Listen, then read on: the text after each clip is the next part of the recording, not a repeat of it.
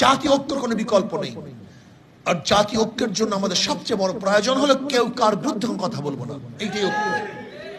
কেউ কার বিরুদ্ধে কোনো কথা বলবো না। কে নামে নাই, কে নামছে, ওরা চায় আমাদের মধ্যে লাগিয়ে দেওয়া, আমাদের মধ্যে যুদ্ধ শুরু করতে চায় ওরা। আমরা ফেসবুকের মধ্যে, মিডিয়ার মধ্যে একে অপরের বিরুদ্ধে শুধু যুদ্ধ করব, একে অপরের বিরুদ্ধে কথা বলবো, আর আমাদের মধ্যে ফাটল সৃষ্টি হবে।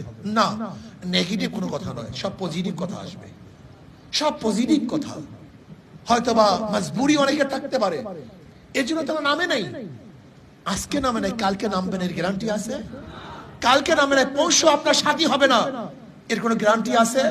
কাজে কোনো অবস্থাতেই কেউ কার বিরুদ্ধে কোনো বক্তব্য করব না। সবাই আমাদের সহপাঠী। মনে রাখতে হবে, সবার যুদ্ধের কৌশল এক নয়। কেউ মাঠে থাকবে, কেউ অর্থ জাগাবে, মুগ্ধ যেরকম পানি নিয়ে পানি পানি করছে, এরকম পানি নিয়েও কাউকে থাকতে হবে।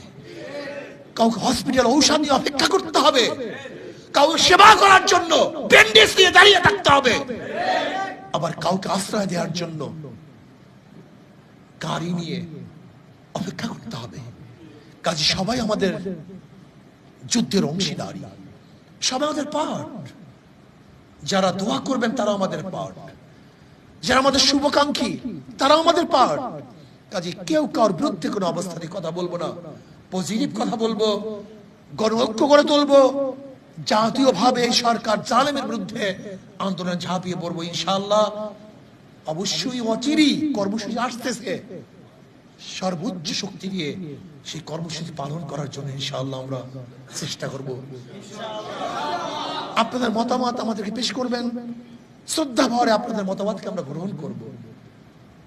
আল্লাহ আমাকে এবং আমাদের সবাইকে এই জালেমের বিরুদ্ধে মজলুমদের ঐক্য হয়ে এই জালেমের বিরুদ্ধে আন্দোলন করা, সংগ্রাম করার তৌফিক আল্লাহ আমাদের সবাইকে দান করেন। আসুন আল্লাহর কাছে দোয়া করি, মাঠে থাকি, ময়দানে থাকি, ইনশাআল্লাহ বিজয় আসবেই আসবে ইনশাআল্লাহ।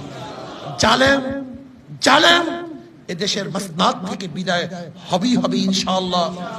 আমরা সেই দিনের অপেক্ষা আছি, যেই দিন সমস্ত জনগণ তাদের টাকার গণভবন দখল করবে, সেই দিনের অপেক্ষায় আমরা আছি।